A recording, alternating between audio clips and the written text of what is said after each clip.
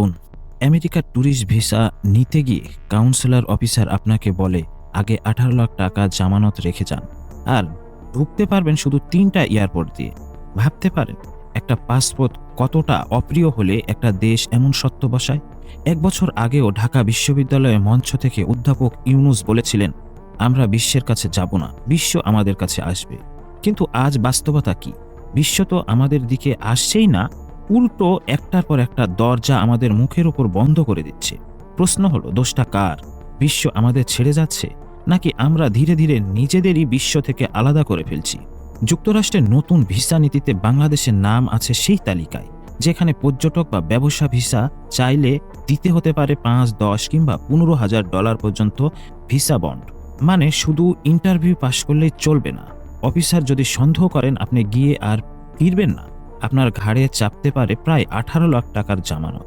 এই টাকা ফেরত পাবেন কেবল তখনই যদি নির্দিষ্ট সময় শেষে ভদ্রলোকের মতো বাংলাদেশে ফিরে আসেন। আর যদি ভাবেন গেলাম, আন্ডারগ্রাউন্ড হয়ে থাকবো কিন্তু আশ্রয় চাইব, তবে আপনার সেই 18 লাখ হয়ে যাবে মার্কিন সরকারের লাভ। এর সঙ্গে আছে আরেকটা তালা, বাংলাদেশি পাসপোর্ট নিয়ে এখন আমেরিকায় ঢোকা যাবে মাত্র 3টি এয়ারপোর্ট দিয়ে: ওয়াশিংটন, নিউ ইয়র্ক, জিএফকে আর বস্টনের লোগন। বিশ্বের সবচেয়ে শক্তিশালী দেশ আমাদের পাসপোর্টকে এভাবে কুণ্ঠাসা করে রাখলে বাকি দেশগুলো কি বার্তা পায়? কিন্তু যুক্তরাষ্ট্র হঠাৎ এমন কঠোর হলো কেন? ট্রাম্প তার সোশ্যাল মিডিয়ায় যে 120টি দেশের তালিকা শেয়ার করেছে, সেখানে একটি অস্বস্তিকর তথ্য আছে বাংলাদেশের জন্য।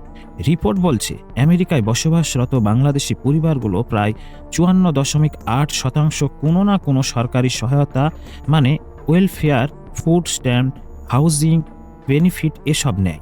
একসময় যেখানে আমেরিকায় বাংলাদেশি ছিল মাত্র 40,000, আজ তা বেড়ে দাঁড়িয়েছে প্রায় 2,70,000। সংখ্যা দ্রুত বেড়েছে, কিন্তু গড় আয় এশিয়ানদের তুলনায় অনেক কম, বেকারত্ব অনেক বেশি। ফলাফল, মার্কিন ভোটারদের চোখে এক ভয়ঙ্কর ইমেজ তৈরি হয়েছে। বাংলাদেশিরা যায় কাজ করতে না, চাই রাষ্ট্রের কাঁধে ভর করে বাঁচতে। প্রশ্ন হচ্ছে, আমরা কি সত্যি পরিশ্রমী অধিবাসী থেকে ওভারটেস্টার আর ওয়েলফেয়ার নির্ভর জাতিতে পরিণত হচ্ছি, নাকি আমাদের একটি অংশের আচরণ পুরো জাতির ইমেজকে ডুবিয়ে দিচ্ছে? কঠোরতা কিন্তু শুধু আমেরিকাতেই থেমে নেই। ইউরোপীয় ইউনিয়ন বাংলাদেশ সহ 60টি দেশকে ঘোষণা করেছে নিরাপদ দেশ। এর মানে বাংলাদেশ থেকে রাজনৈতিক আশ্রয়ের আবেদন এখন আর বছরের পর বছর ঝুলে থাকবে না। 12 সপ্তাহের ভেতরেই ফাস্ট ট্র্যাক রেজুলেশন হবে অধিকাংশের। যারা সত্যিকারে বিপদে আছে তাদের জন্য পথ প্রায় বন্ধ। এদিকে এশিয়ায় কি হচ্ছে? ভারত ভিসা প্রায় বন্ধের কোঠায় এনে ফেলেছে। ছাত্রদের পূর্ব ইউরোপে পড়তে যেতে হলে আগে ভারত গিয়ে সপ্তাহের পর সপ্তাহ ঘুরতে হয়। ভিয়েতনাম সরাসরি ট্যুরিস্ট ভিসা বন্ধ করেছে বাংলাদেশিদের জন্য। অভিযোগ, পর্যটক সেজে গিয়ে অনেকে আর ফেরে না। ইন্দোনেশিয়া অন অ্যারাইভাল ভিসা বন্ধ করেছে, মানব পাচারের ঝুঁকির কথা বলে। থাইল্যান্ডের ভিসা এখন 5 দিনের বদলে লাগে প্রায় 50 দিন। আরব আমিরাত, ওমান, মালয়েশিয়া, একটার পর একটা শ্রমবাজার আমাদের জন্য বন্ধ হয়ে গেছে বা কঠিন হয়েছে। একটা প্রশ্ন এখানে না করে উপায় আছে?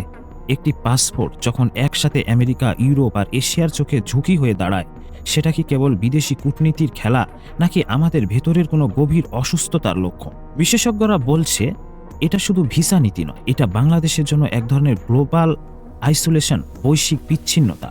16 মাসের অস্থির রাজনীতি, মবক্রেসি, দুর্বল আইন শৃঙ্খলা, মানবাধিকার লঙ্ঘনের খবর সব মিলিয়ে বাইরের পৃথিবী এখন আমাদের নাগরিকদের দেখে ভাবে, এই লোকটা কি সত্যি ঘুরতে এসেছে নাকি আর কোনোদিনই দেশে ফিরবে না। তার উপর আছে কূটনীতিক অদূরদর্শিতা। যখন আমেরিকা, ইউরোপ, নিকটবর্তী এশিয়ার দেশগুলোর সঙ্গে তৎপরতা বাড়ানোর কথা, তখন আমরা ব্যস্ত সেসব দেশের সঙ্গে ফিতা কাটতে, যেখানে বাংলাদেশের মানুষ খুব কমই বাস্তবে যায়। বিমান ঢাকা ম্যানচেস্টার বন্ধ করে ঢাকা করাচি চালুর পরিকল্পনা করে, কিন্তু শিক্ষার্থী কর্মজীবীদের জন্য জরুরি রুটগুলো সমস্যায় রয়ে যায় অমীমাংসিত। তাহলে প্রশ্নটা আমাদের নিজেদের কাছেই ফিরে আসে, আমরা কি সত্যি বিশ্বকে আমাদের কাছে আসতে দেখছি, নাকি চোখ বুজে আছি এক ভয়াবহ একাকিত্বের দিকে হাঁটতে হাঁটতে? বাংলাদেশের পাসপোর্ট এখন সেই ক্রেডিট কার্ডের মতো, যার লিমিট শেষ, বিল বাকি। ব্যাংক নতুন করে লিমিট বাড়ানোর আগে মোটা অঙ্কের জামানত চাইছে। যার হাতে 18 লাখ আছে সে হয়তো এখন পর্যটন হতে পারবেন, কিন্তু যার নেই সে নিজ দেশের অনিশ্চয়তার মধ্যেই বন্দী হয়ে যাবে। কাজ, পড়াশোনা, চিকিৎসা সব স্বপ্ন সীমান্তেই থেমে যাবে। প্রশ্ন হচ্ছে, এই অসুস্থতা আমরা কতদিন বিশ্বকে দোষ দিয়ে বাঁচব? কবে আমরা আমাদের পাসপোর্টের মান নিয়ে, আমাদের রাষ্ট্রের বিশ্বাসযোগ্যতা নিয়ে সভ্যভাবে মুখোমুখি হব। আপনারা কি মনে করেন সমাধানটা বাইরে নাকি ভেতরে? কমেন্টে লিখে জানার মতামত। আলোচনা ভালো লাগলে লাইক, শেয়ার, সাবস্ক্রাইব করে আমাদের সঙ্গে থাকুন। আর না করলে দেখতেই থাকুন, দেখতে দেখতে ভালো লাগা ভালোবাসা হয়েই যাবে। কথা হবে পরের ভিডিওতে। ধন্যবাদ।